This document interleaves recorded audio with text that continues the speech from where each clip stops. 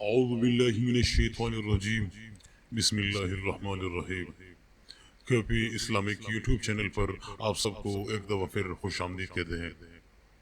ناظرین گرامی، سب سے پہلے ہمارے نبی کریم صلی اللہ علیہ وآلہ وسلم پر درود شریف پڑھیے۔ ایک بزرگ رحمہ اللہ علیہ فرماتے ہی میرا ایک گناہگار پڑوسی تھا، نشہ کی وجہ سے اسے صبح و شام کا علم نہ ہوتا۔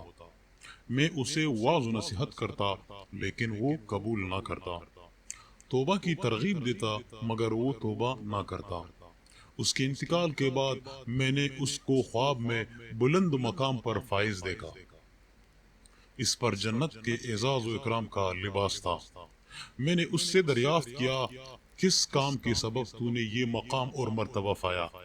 تو اس نے مجھے جواب دیا، میں ایک دن محفل ذکر میں حاضر ہوا تو میں نے ایک محدث یعنی حدیث بیان کرنے والے کو کہتے ہوئے سنا کہ جس شخص نے حضور نبی کریم صلی اللہ علیہ وآلہ وسلم پر بلند آواز سے درود پاک پڑھا اس کے لیے جنت لازم ہو گئی۔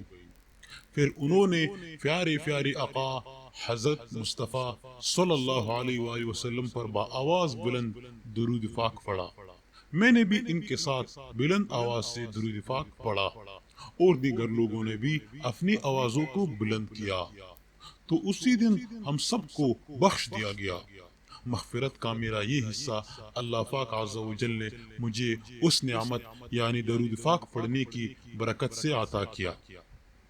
دوستو ناظرین، کامیاب وہ ہے جس نے آپ صلی اللہ علیہ وسلم پر درود پاک پڑھا، اس لیے کہ وہ ہمیشہ رہنے والی اور نعمت والی جگہ یعنی جنت میں خواہشات جمع کرتا ہے۔ ناظرین، اگر تو گمراہی کے بعد ہدایت حاصل کرنا چاہے تو ہدایت دینے والے حضرت سیدنا مصطفیٰ صلی اللہ علیہ وسلم پر ایک دفعہ بلکہ دن میں 10 دفعہ ضرور درود پاک پڑھے۔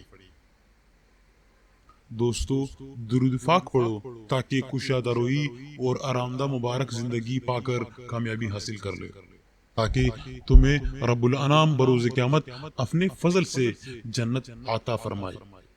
وآخر دعوانا ان الحمد للہ رب العالمین۔